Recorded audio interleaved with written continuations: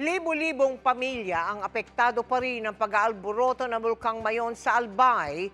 Ang ilan natigil na rin ang hanap buhay. Bilang tulong, hatid ng GMA Kapuso Foundation ang food packs at N95 face masks para sa mga residente.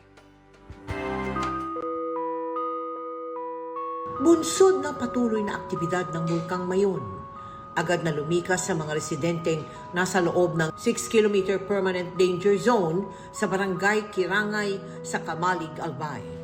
Sa mga itinayong Kapuso classrooms ng Barrio Elementary School, sila pansamantalang nag-evacuate. Batid ni Jerry ang hirap sa evacuation center. Kaya ang kanyang nanay Adelina, na 87 taong gulang na, agad niyang inilikas at sa kanilang bahay muna nanirahan. Wala po siyang kasama doon kasi matanda na po siya. Saka hindi naman siya malakas lumakad. Baka madulas siya sa CR. Sa Barangay San Andres, sa Santo Domingo naman, nagtatayo na ng mga kubo ang mga residente na kanilang pwedeng masilungan kung sakaling itaas ang Alert Level 4. May mauwian dito. Kasi ang hirap naman na pag pumutok na, wala kaming maanuhan. Sa probinsya ng Albay, mahigit 1,100 pamilya na ang nasa evacuation center dahil sa patuloy na aktibidad ng Bulkang Mayon. Dahil may sapat na relief goods sa evacuation center, ang iba pang residente sa loob ng 6-kilometer danger zone na pansamantalang nasa kamag-anak o kapitbahay, ang binigyan ng GMA Kapuso Foundation ng food packs at N95 masks sa barangay Mulad Bukad sa Ginubatan. Lubos-lubos po ang pasasalamat sa GMA Foundation sa palaging pagtulong sa Albay. Handog din natin ang congee mix at bigas para sa mga apektadong pamilya sa Barrio Elementary School at Santo Domingo Central School. Sa kabuuan, 900 pamilya ang ating natulungan. Dahil sa ashfall mula sa Bulkang Mayon, apektado na ang kalusugan ng ilang residente sa Albay. Hindi na lang face mask ang kanilang kailangan, kundi pati gamot sa ubo at sipon. Kaya nagtungo roon ang GMA Kapuso Foundation. Nagkakasakit na ang ilang mga bata sa Albay dahil sa sunod-sunod na aktibidad ng Bulkang Mayon. Nagka-ashfall sa barangay Mukad-Bukad sa Ginubatan. Kaya si Marife, inilikas na ang mga anak sa evacuation center. Marami na po kasing abo na nag-ano po dito. Kawawa naman po yung mga bata. Mga po sila, magkakasakit. Yung 3 kong anak may ubo po. Nag-uumpisa na rin daw magkasakit ang mga bata sa bayan ng Kamalig dahil na rin sa pabago-bagong panahon. Yung mga bata po, nag-uumpisa na po mag-ubo, sipon. Mahirap na po kung maglala na. Nagtungo ang GMA Kapuso Foundation sa Municipal Health Office ng Bayan ng Kamalig at Santo Domingo, Albay para maghatid ng mga vitamins, gamot sa ubo at sipon. Sa evacuation sites, nakaready naman din po kung sino yung mga point person. If ever man po magkaroon man po ng mga super flu. Sobrang laking tulong niya po kasi ngayon po kulang na kulang po talaga kami sa gamot para sa mga bata.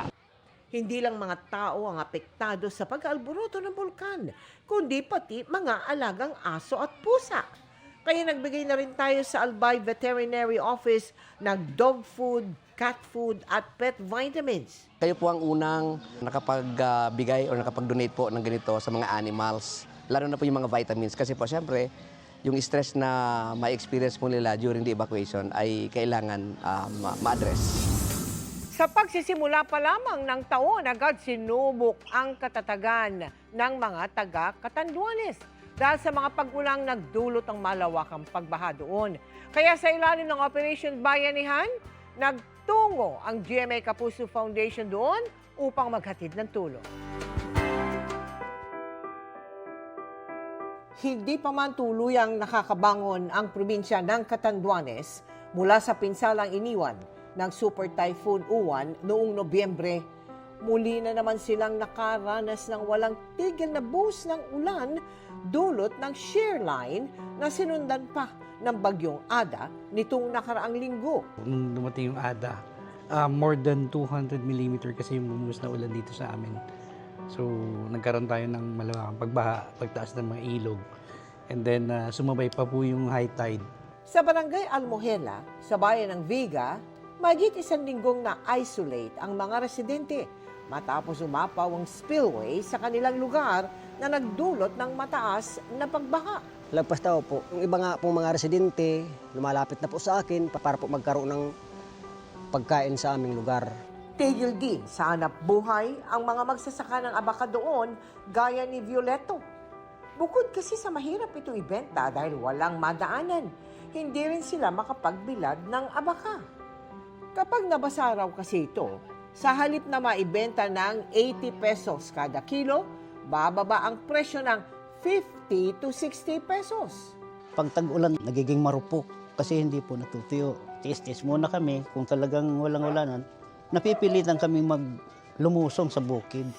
Kaya sa ilalim ng Operation Bayanihan, nagtungo ang GMA Kapuso Foundation sa Catanduanes para maghatid ng tulong sa mga apektadong residente.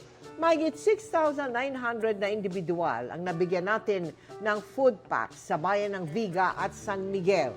Laking pasasalamat ko po talaga sa GMA Kapuso Foundation dahil po ang aming barangay po talaga napansin kahit na papano, kahit na nandito na po kami sa sulok. At sa mga nais mag-donate, maaari po kayong magdeposito sa aming mga bank account o magpadala sa Cebuana Luwalier.